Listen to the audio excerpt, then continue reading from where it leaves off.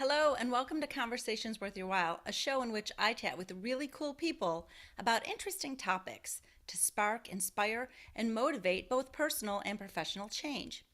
And today's topic is Move Through the Hurt, Processing Grief Authentically. Everybody experiences loss, everybody grieves. And this conversation is worth your while because we're not taught how to grieve or how to support others who are grieving. Yet, grief happens every day, and especially during the last few years. So, the better you understand and recognize grief, the better equipped you'll be in the face of loss, and you'll be able to move through the hurt in a more effective way. So, we're going to cover three things today.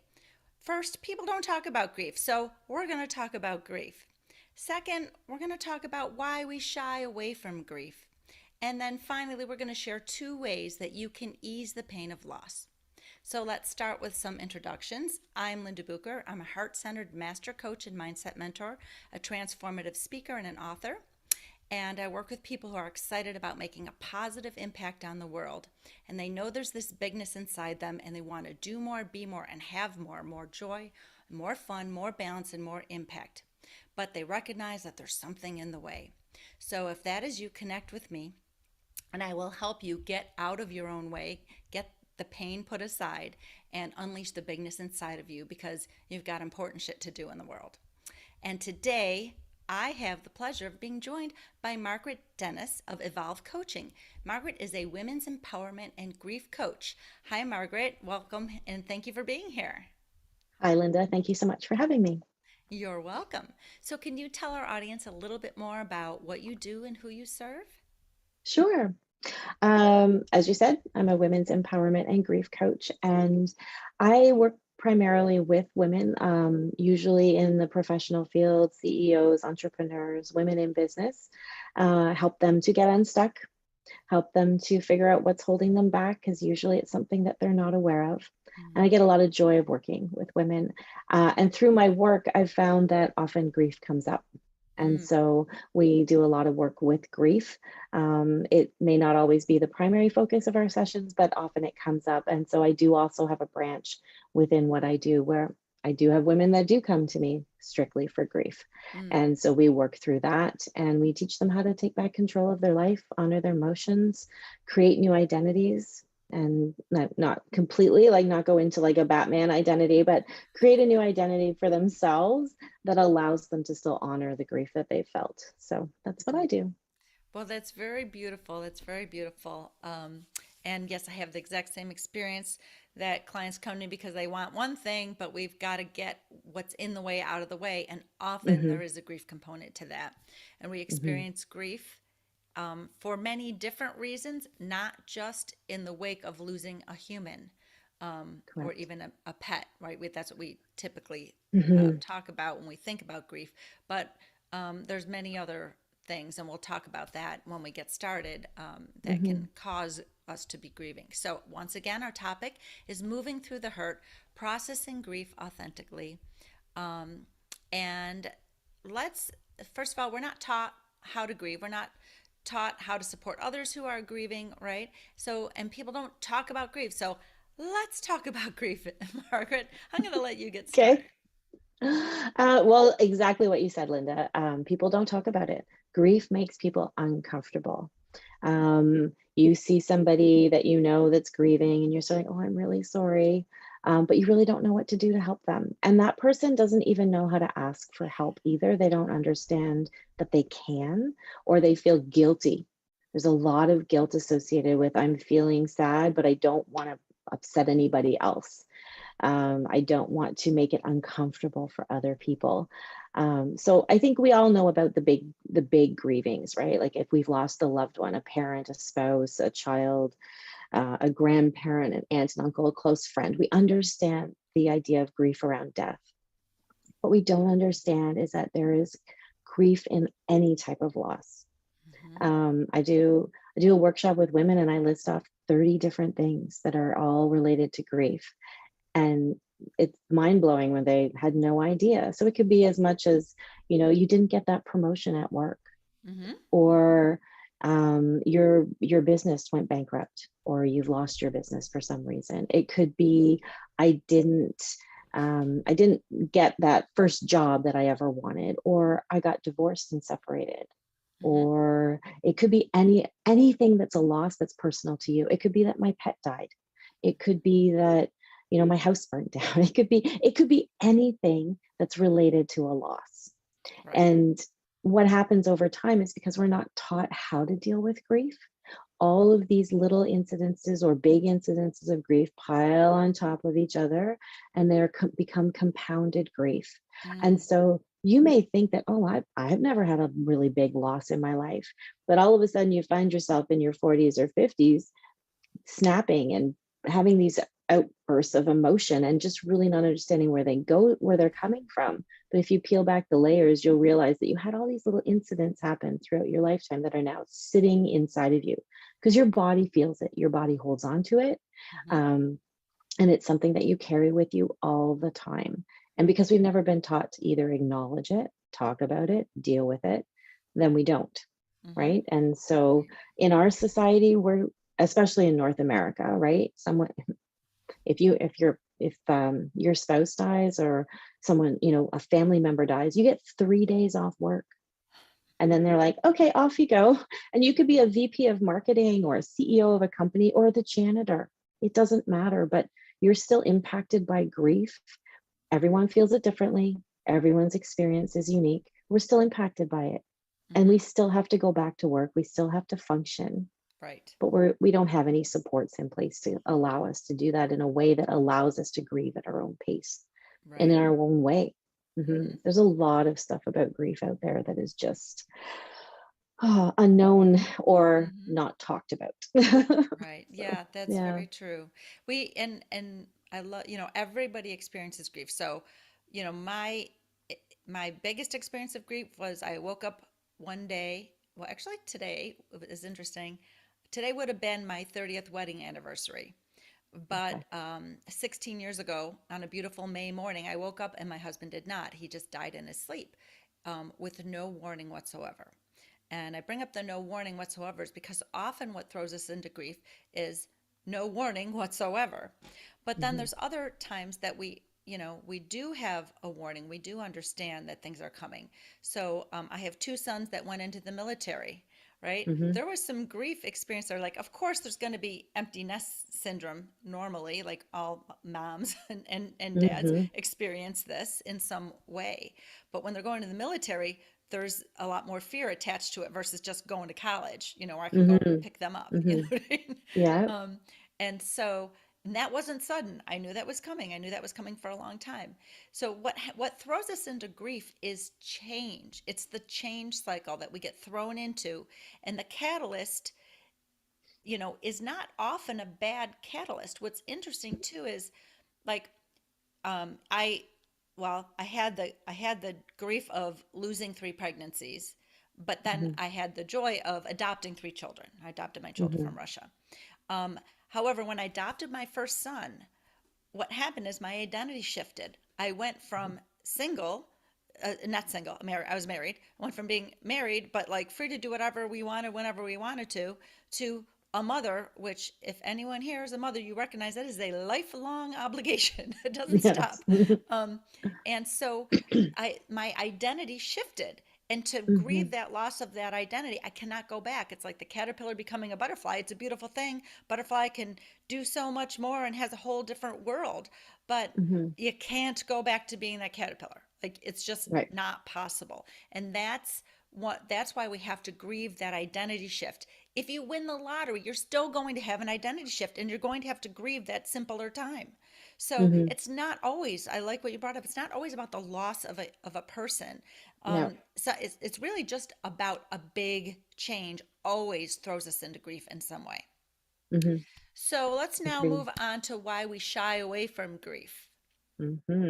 Mm. Yes, it's very uncomfortable.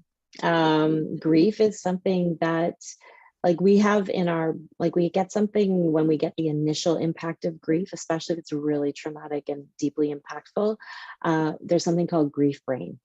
So our grief brain, if you've heard of mummy brain, right? Like Hmm. mummy brain, when you've had a baby, you get all foggy and you're tired and you're disconnected and you can't make decisions. Well, the same thing happens when you get thrown into a really big grief is your brain takes over. It puts you into fight or flight mode, or freeze, I guess. Fight, flight, or freeze. And so it's a coping mechanism. It's a Mhm. physical reaction. There literally are chemicals released in your brain to process this grief. And it's just a physical reaction to it. And so we get thrown into that. We really get thrown into that. And then as we're coming out of it, that's when we really start to feel those emotions and they come through. And so it becomes, when you're starting to express those emotions and you're starting to deal with it, the people around you get very uncomfortable. And you can get really uncomfortable with yourself because you're like, I don't know how to make this stop. I've had women come to me and say, I'm afraid to cry because I don't think I'm ever going to stop. Yes. And that's something that we want to reassure you. You will stop. You may cry a lot, and that's okay, but it will stop. But it won't, it'll change. I guess I don't even want to say it'll stop. It will change. It may not be as intense, but this whole idea of it's really uncomfortable, right? When we show emotions, we become vulnerable, and people don't like being vulnerable, and people around them don't like to see the vulnerability because it's a reflection back on them that they could be vulnerable, right? Exactly. And so there is that whole dynamic that happens. And then you throw in the lovely, our cultural and society expectations around grief is that, you should only have a certain amount of time, or, you should, the famous sayings of be brave, be strong, you'll get over it, it'll just take time. And that is, quite honestly, the worst advice you could ever give to somebody who's grieving. Like, just sit with them and let them cry. Hmm. Just sit. You Yeah. don't even have to say anything. You just say, I'm here for you if you need me.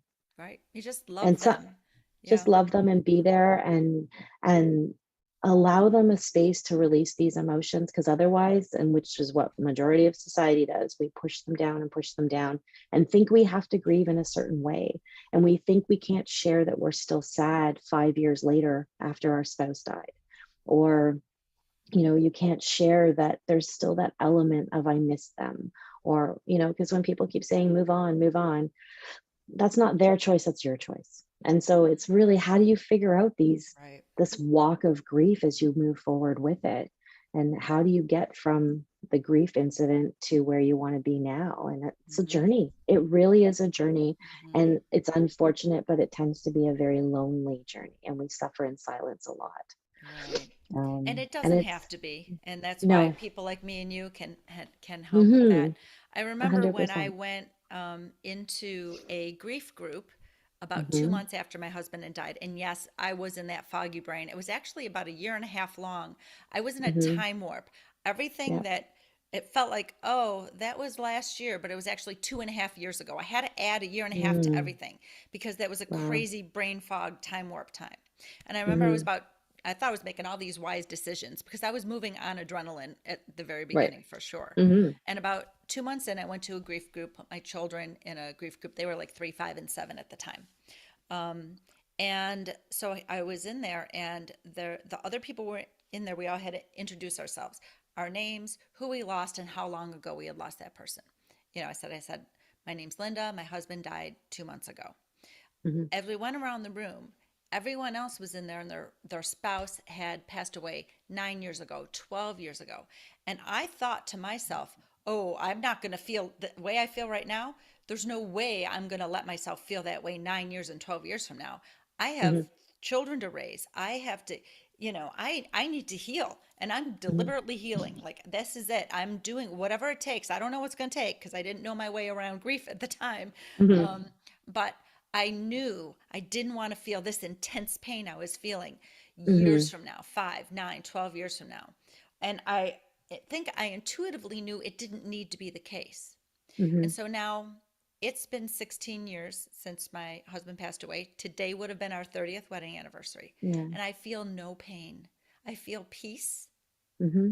And so, and it's not just time. That's a really Yeah. bad piece of advice because it's not time that let me No. get to peace. It was not time. It was intentionally grieving what's called clean pain and Mm-hmm. intentionally questioning the thoughts that cause dirty pain. And if you don't know Hmm. the difference, which is what the people in that grief group did not know the difference, all those years they had been crying. If you're crying for 12 years, you're probably attempting to grieve away dirty pain, and it cannot be grieved. Dirty Hmm. pain is caused by thoughts, and clean pain is caused by truth. So when my thought, when I was saying, I'll never hold my husband's hand again, that's irrefutably true. So when that made me sad, that's clean pain, and that pain needs to be grieved. But when I said the next thing that happened is, and now I'm going to have to raise these kids alone, that is not irrefutably true. So when I was focusing on that and feeling pain and crying, that could never be cried away, because that is Hmm. just an untrue thought. And Right. that's where most people on their grief journey, they're not aware, like you and I are of coaches, as coaches, that so much pain is caused by thinking and not by reality. And if we can separate the two, which is the most Hmm. important thing we can do, we can get on with the important business of grieving the clean pain and the Hmm. important business of not believing our thoughts that are causing dirty pain. And that's why once the clean pain has been grieved, that's how we get to peace. It's not about time. It's Mm-mm. not. No. Um, and I think that group proved it, and I think that I prove it as well. Being in a place of peace, Hmm.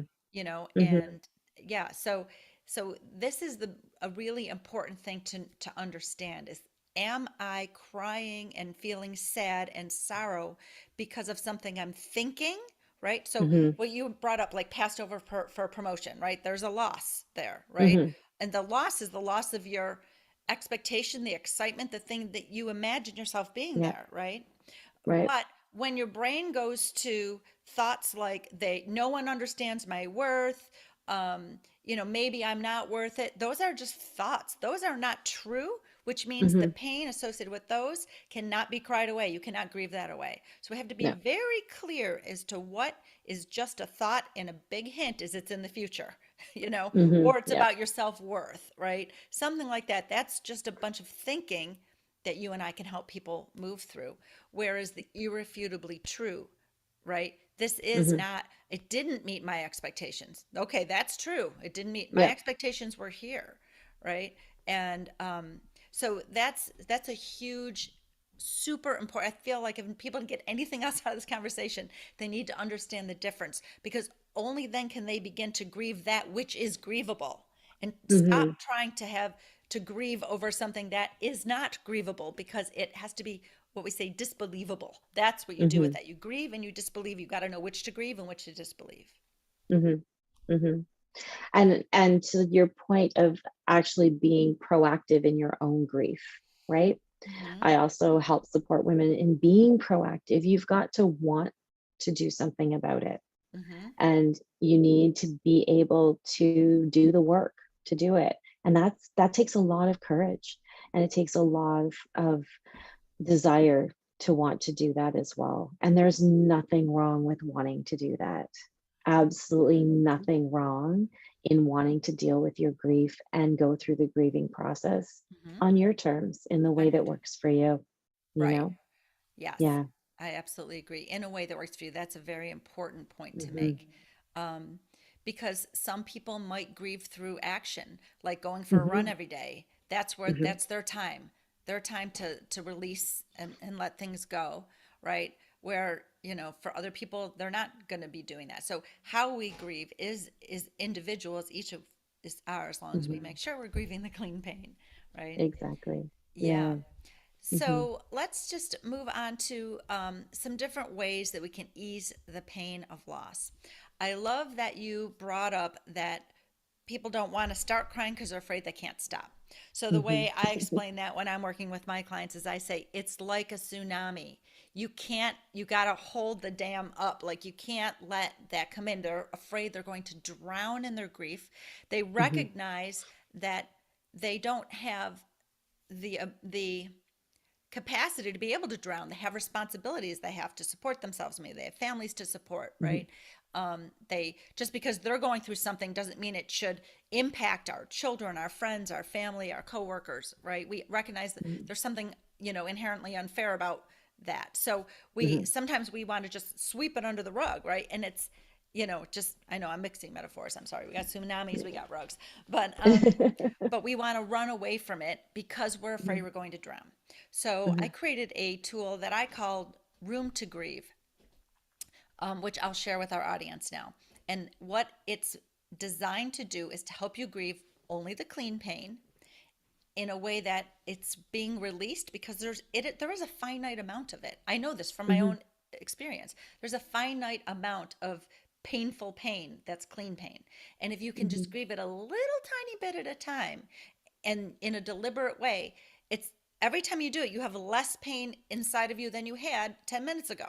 So, Mhm. this is how we can do it in very small pieces. And most people will agree to do something in very small pieces. Oh, if it's not going to overwhelm me, if I'm still going to be able to function, I will commit to doing it. So, room to grieve is about giving yourself a permission and room to grieve. But if you know it's not going to overwhelm you, it's easier to give yourself permission and room to Mhm. grieve. Mhm. And so what you do is you go into a very small room, like a powder room Mhm. in your house. Close the windows, close the doors. It doesn't matter what the light is doing. And let out that sorrow. Sorrow comes in 90-second waves. And if you've been through loss, then you can do anything for 90 seconds. Okay. Mhm. Like, we have this strength, this internal strength. We can look back and say, wow, look how strong I am. And Mhm. so you can use that strength for 90 seconds to get through anything, any amount of sorrow, and you just let it out, remembering it has to Mhm. be the clean pain, or else it's not going to help in any way if it's dirty pain. So letting it out. Only as much sorrows will fill this small room. And that's where the safety comes in. Oh, it's not going to overwhelm me. I only have to fill up the room. And you'll just know when it's filled up. When it's filled up, you can open the window, open the door, and let it out. That is that much more sorrow that is no longer inside you. That grief has been released, right? And it can be released, you can say, to the universe, to God, whatever feels, good for you and true for you. It's just a good way to release it. If you're so inclined, you can shut the door and do it again. If you're Mhm. not so inclined, that's fine. But you've deliberately released some grief. Now, what happens, and people might remember this from when they're kids, or if you ever had a big good cry, is there's this peace that comes at the end, a big giant sigh, that giant sigh, and it brings you to Mhm. peace. That's what happens when grief is released. And give that some attention. Don't just go on to the next thing, right? Mhm. You know, just give that some space to be there, that Mhm. feeling of peace, right? And it's like a stillness. It's a Mhm. beautiful, beautiful thing. And that's what happens when you release some grief. So this room to grieve tool, my clients say it's very effective. I know for sure that it is. And it's a beautiful tool. And I Mhm. know, Margaret, that you have some things to share, Thank you. as well. So I'd love if you would do that. Sure. Thank you. And I have to say, I love your room to grieve. I think it's a fantastic tool. And I have started sharing it with my clients as well because I think it is phenomenal. Thank you. Um, so what I would do when I work with my clients is I do this as a workshop. It's called the Empowered Grief Warrior Workshop for women, and I also take the women that I work with through this process through coaching as well. So I can either do it one to one with them or I do it in a workshop. And really, it's a little bit of education around grief, but it looks at um, how do you create this new identity of Mm, who you are becoming? Because you are never the same person after grief as before grief. So true. for me, with my story, I lost my son when he was 3 days old. He was the twin to my daughter. So for me, I was a grieving mom and I was a brand new happy mom. Like, how did you do that? So Mm, I just pushed my grief down. But I had to figure out how to become this new person. And I teach other women too. Like if they come in through the program, it's I was a wife, now I'm a widow, right? I was a mom, now I don't have a child. Or I was a daughter and now my parent has passed. Like you're in those particular death scenarios, right? Where people they have to figure out who they are now. right. And so a lot of the work that I do is I take them through this journey of creating this new identity for themselves in a safe space where it's not like I'm going to walk into the room right now, like, 90 minutes through the workshop or whatever, and figure that out. But it's, how do you figure that out? And a lot of what I do with them is a lot of journal prompting. Mm-hmm. Things like, what do I want to let go of that's not serving me now? Mm-hmm. Is it, I don't want to be sad. Like, I don't want to be angry anymore. I don't want to be sad anymore. I don't want to be resentful that they left. I don't want to look at that picture on the wall anymore. What is it that you want to release? And then the really big important question is, what do I want to remember and bring forward with me? Mm-hmm. Well, I want to remember being happy. I want to remember how much they made me laugh. I want to remember, the smell of my mom's scarf. So I'm going to bring her scarf with me as a memento. I want to remember the things that bring me joy or that bring me peace and still connect me maybe to that person or that memory or that event. And then how can I move forward and take the positive stuff that I really want to carry and remember? And how can I let go of the things that really aren't serving me? And so when I take those things, okay, how do I want to show up in the world now? Who do I want to be? And how can I incorporate these things into this new person that I've become? And so it's more of a journey that I Mm-hmm. take people on. It's a lot of deep diving into what's important to them and what, things have changed in your life. They could have changed monumentally. How do Mm-hmm. you want to show up? Mm-hmm. And so we create that new vision and that new identity for them. And it's not that you are a completely different person, because you're never a completely different person. You're kind of like, the image I like to get is that you've shattered glass and you're putting the pieces back together. They never fit perfectly back together. You're still you, Mm-hmm. but now you've got a few cracks and a few things that have been added to that picture. And you've created this even better version of yourself. Mm-hmm. And I know people will sometimes, when you say better version, yeah, because you've been through a lot and you are strong and you are moving forward. Right. And it's okay to move forward. That's It that's is. the I love big that you thing. brought that up. Yeah, And it's I okay to move agree. forward. My identity shifted Hmm. in a giant way. Hmm. Um, and it was really a discovery process of who am I now? And you're right. Most of me was still the same, but there was new parts of me, new gifts and talents that came to the surface that I must not have had room for in the past, right? Hmm. When I no longer was a wife, I had some space for something else. I said, well, I'm going to use this time and space to discover who I am. That was a natural Hmm. thing. I discovered some knacks for like decorating and the creative side of me that I had been suppressing for a long time.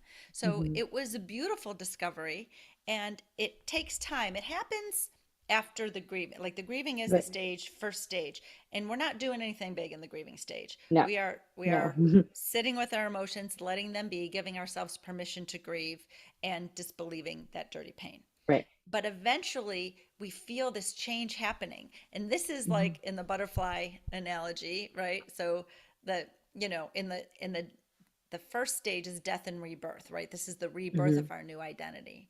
And that's where the caterpillar just spins that saliva sleeping bag, right? Crawls in, turns into goo. It's neither here nor there. It's neither a Hmm. caterpillar nor a butterfly. It can't even dream like a butterfly. That's in grief. You can't. Then people saying, "Oh, it's going to get better." You can't be in that future and know that there's going to be all these flowers for the butterfly to, like, you don't know that.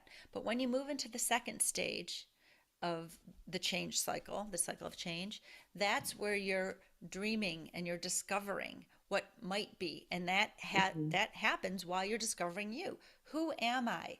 And who am I has to do with these beautiful prompts that you are giving. I also have probably 40 prompts that I do when Hmm. I'm working with people in the same way. And it's who am I now? What have I discovered in light of all those Hmm. circumstances, in light of what's happened? I've discovered, like for me, I discovered how strong I was. I don't think Hmm. that circumstances make you stronger. I think they reveal how strong you are that you didn't Hmm. even know, Yeah. right? Like that was my biggest aha. It's like, whoa, I am so strong. I didn't know Hmm. this. I never knew this about myself, right? Yeah. And so it's a beautiful identity shift.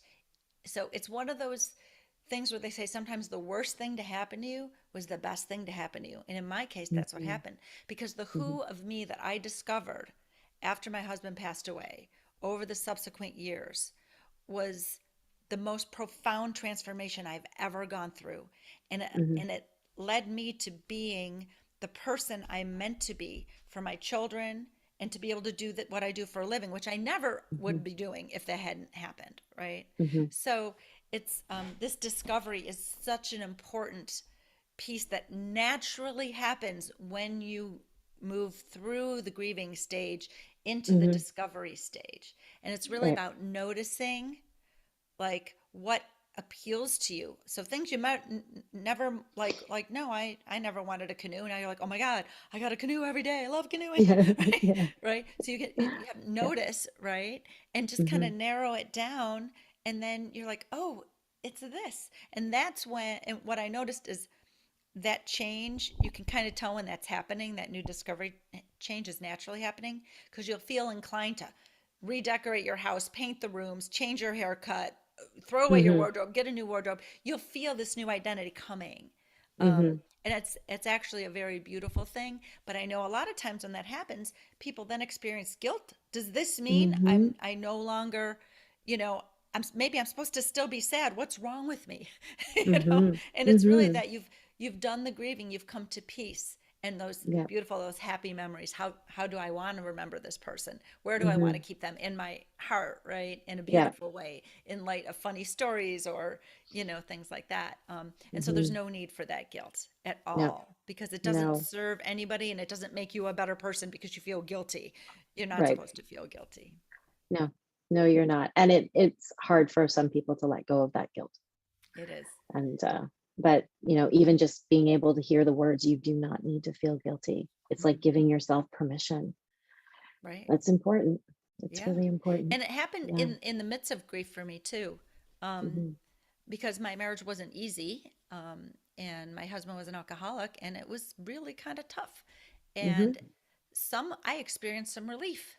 And then I Mhm. immediately the guilt came in. Woo! Guilt. What do you mean you're relieved? You're supposed to just be sad, not relieved. Mhm. you know? Mhm. So I felt, sorrow, relief, and guilt all at the same Same time. time. It was nuts. It was Yeah. crazy. Yeah. Yeah. Yeah. And I think grief doesn't just happen as a single emotion. You're right. There's all kinds of other emotions that Yeah. pile on top of that too. And it's sifting through those emotions and understanding that every single emotion you have is okay, Mhm. and that it's normal and that it's natural and that you are allowed to feel the way you feel. And Yeah. I think you put judgment on it, right? It's like you said, I'm not supposed to feel this way. Or you're absolutely terrified to say to other people, oh, I felt relief, because then people will think you might be a bad person, or you Right. might They're be a gonna bad, judge you. like there's all this judging that comes on. So there's so many layers, and a lot of it happens subconsciously. People just aren't aware that that's what's influencing them. Yeah. So, Our emotions are, except for clean pain, our emotions are always caused by our thoughts, right?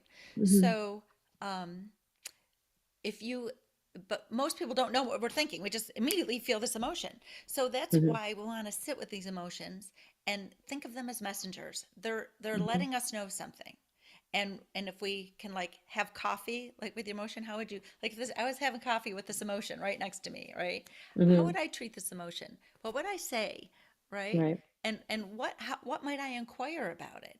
That's mhm, where you can really get through to say, that's how you get to what am I actually thinking, and is that dirty pain, right? mhm, So, but mhm, being there, giving it room, allowing it to be there, just allowing it is a releasing process. It's the craziest mhm. thing when you allow it to be there, you Yeah. release. So it's Yes, very beautiful. it I really think, is. Margaret, that we've talked about so many beautiful things today. I hope this has been very helpful to our audience. I want to thank Mhm. you so much for Oh, being thank a you. guest today. And I will put a link to your website into the description so people can connect with you and learn more about your workshop. Great, thank you. And that would be a very beautiful thing. And once again, I am Linda Bucher, and I'm helping you to lighten your load, unleash that bigness inside of you, and make an impact while living a balanced, rewarding life. And I'd like to thank Margaret Dennis of Evolve Coaching, as well as you, our audience, for sharing your time with me today. So please subscribe and remember to check the description where you'll find our contact information and free tools and resources. And until next time, make sure that you've made this conversation worth your while by fueling the spark that it ignited.